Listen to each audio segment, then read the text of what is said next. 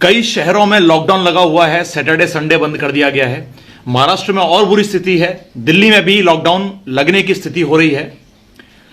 व्यापारी जीरो हो चुका है, सारा व्यापार ठप है। पर एक समाधान है मेरे पास कि लॉकडाउन जब जब लगता है तब तक मंत्री, सांसद और प्रशासनिक अधिकारियों की सैलरी भी कट कर ली जाए तो भाई साहब मुझे नहीं लगता कि लॉकडाउन फिर से लगेगा। जय हिंद, मैं हूं दीपक सारस्वत और कुछ खोल रहा हूं ऐसे कुछ राज जो इस लॉकडाउन को लेकर चर्चित रहेंगे, शेयर करते चाहिए। भाई ये लॉकडाउन हर बार लगा दिया जाता है। ऐसा क्या होता है अचानक कि कोरोना अचानक बढ़ जाता है, धूम मचा देता है, वैक्सीनेशन शुरू हो रही है, लोग हॉस्पिटल में एडमिट होना स्टार्ट करते हैं और फिर अचानक कोरोना खत्म होने के कगार पे आता है और सब लोग व्यापार शुरू हो जाते हैं। ये लॉकडाउन देश में कोरोना जान लेगा या नहीं लेगा पता नहीं, लेकिन लॉकडाउन से कितने व्यापारी सुसाइड कर लेंगे आंकड़ा सुनोगे तो हैरान रह जाओगे। पिछले महीने 400 व्यापारियों ने अपनी जान दी है भाई साहब, फांसी से लटक के, जहर खा के 400 व्यापारी मरे हैं। कितने स्टूडेंट्स ने जान दी है। लोग परेशान हो गए हैं। दारू के ठेके खुले रहेंगे पर आपकी दुकानें बंद हो जाएंगी। बड़े बड़े पिज्जा सेंटर्स, मैकडॉनल्ड्स ये सब खुले रहेंगे पर आपके घर वाले छोटे छोटे रेस्टोरेंट बंद कर दिए जाएंगे। प्रचार प्रसार के लिए कोरोना नहीं आएगा, पर भाई साहब आप कहीं छोटा मोटा शादी समारोह करना चाहते हो, अपने दोस्तों को बुलाना चाहते हो, वहां कोरोना आ जाएगा। कोरोना मंडे से लेकर फ्राइडे तक छुट्टी पे चला जाता है, अचानक सैटरडे और संडे को आता है, जिसके कारण लॉकडाउन लगाना पड़ता है ताकि आपको परेशान ना कर सके। मंत्री जी अपनी रैली करते फिर रहे हैं, प्रचार भाषणों में कोरोना का कहीं नामो निशान नहीं है, लेकिन आपके छोटे मोटे व्यापार के लिए आपकी दुकान बंद करवा दी जाती है। अब आपको बताता हूं सच क्या है।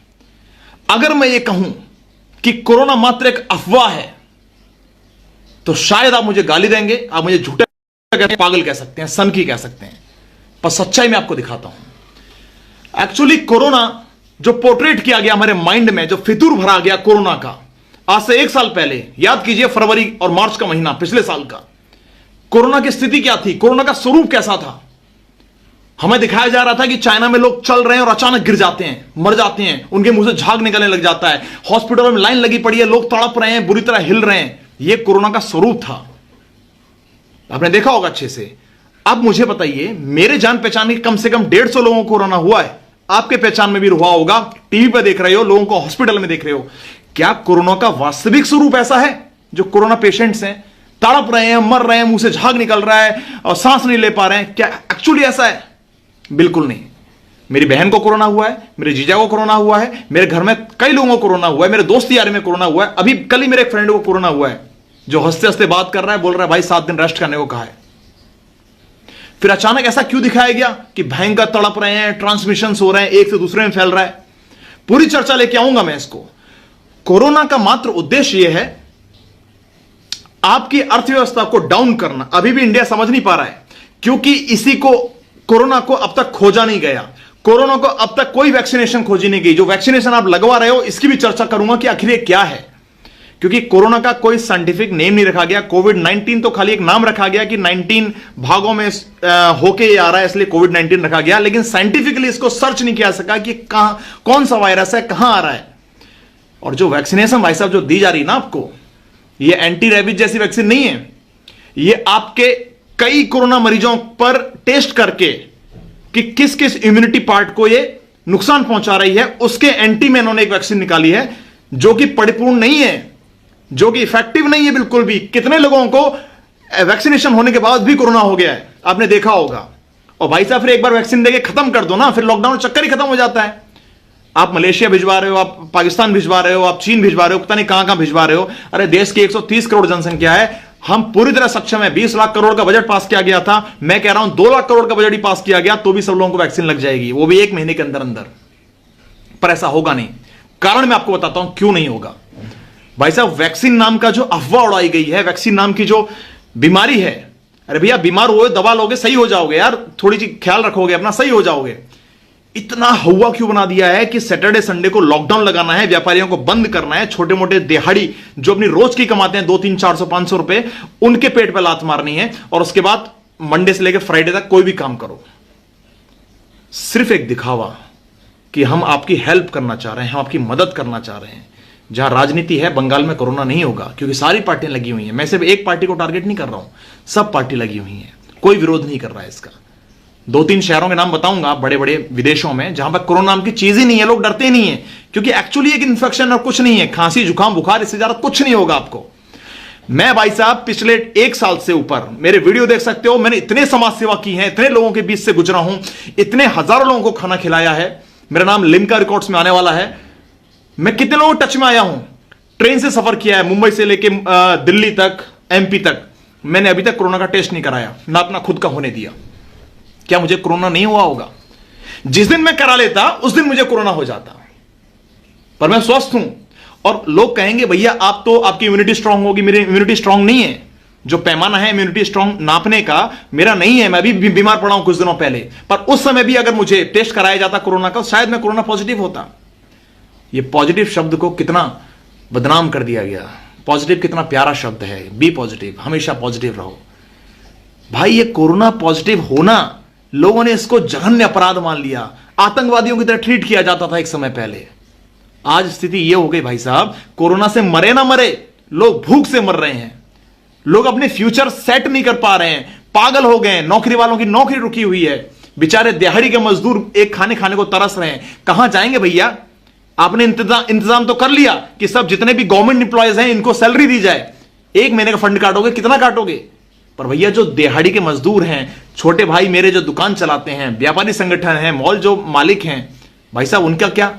आप रेंट माफ नहीं करवा रहे हो, रेंट तो भरना ही पड़ेगा। सब्जी खाने पीने के लिए आप कोई उपाय नहीं कर रहे हो कि घर में जाके पानी दिया जाए, घर में जाके आपको राशन पहुंचाया जाए, इसका आपने कोई इंतजाम नहीं सोचा। और सबसे बड़ी बात, आपने सारी कल्पनाएं करनी, सारे आयोजन, सारे नियोजन कर लिए, पर आपने रोजगार का अभी तक कोई संसाधन नहीं जुटा पाए।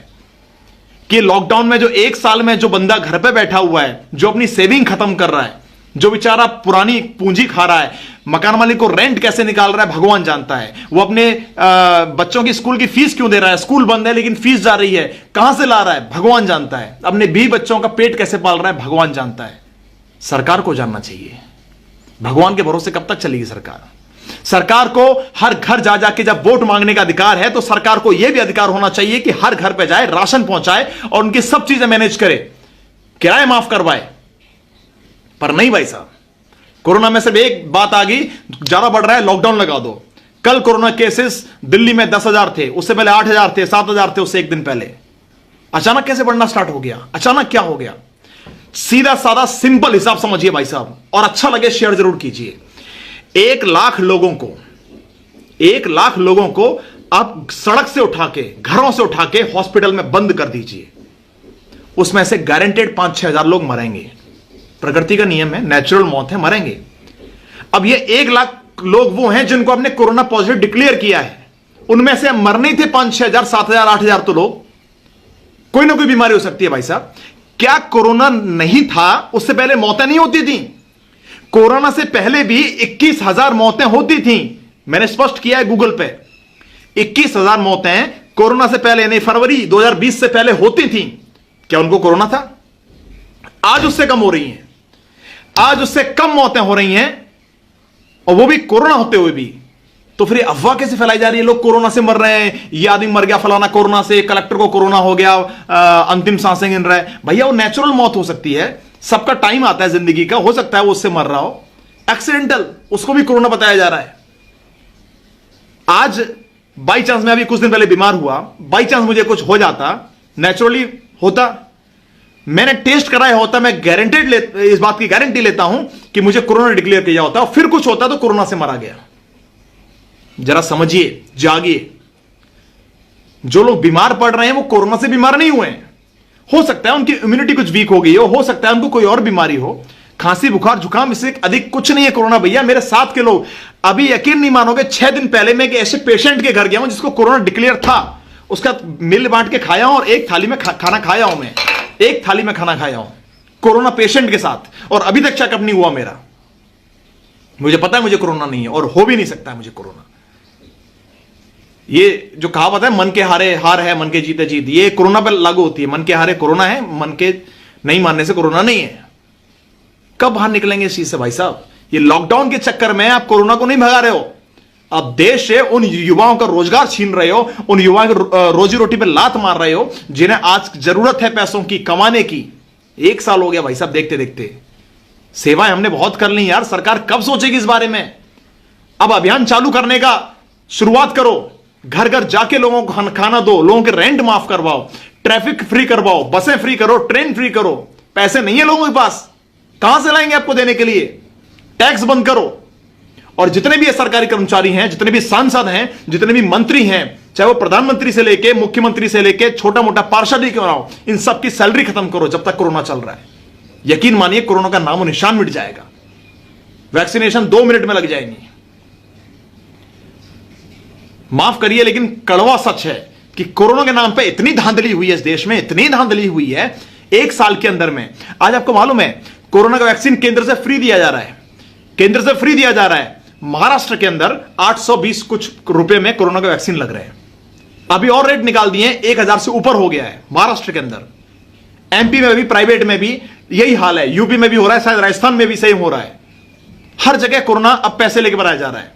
लोगों को इलाज फ्री था कोरोना का, पर भाई साहब मैंने 1-1 लाख रुपए हॉस्पिटल में भरता हुआ पेशेंट देखा है, कोरोना का पेशेंट, जबकि उसे कुछ नहीं है, 7 दिन घर में बैठता तब भी बाहर आ जाता। डॉक्टर्स को बजट दिया गया, क्यों इतने कोरोना के पेशेंट बनने लगे अचानक, वो भी बताता हूं। एक पेशेंट पे 2000 रुपए सरकार देती है उसके रखरखाव के लिए, उसके जो भी वो काढ़ा वाड़ा पिलाते हैं, जो भी मेडिसिन देते हैं, उसके लिए 2000 रुपए देती है। तो जितना ज्यादा आप पेशेंट लाओगे उतना ज्यादा पैसा पाओगे। हॉस्पिटल का सिंपल हिसाब, हॉस्पिटल चलेगा क्योंकि बहुत सारे हॉस्पिटल आज इतने हो गए हैं कि लोगों का खर्चा निकालना मुश्किल हो रहा है हॉस्पिटल वालों का। तो ये एक अच्छा खासा माध्यम बन गया था कि पेशेंट को कोरोना पॉजिटिव दिखाओ, 2000 रुपए सरकार से लो, 4-5 हजार पेशेंट से लो, अपना खर्चा निकालो भैया, अपने जेब भरो, आगे मौका मिले या ना मिले।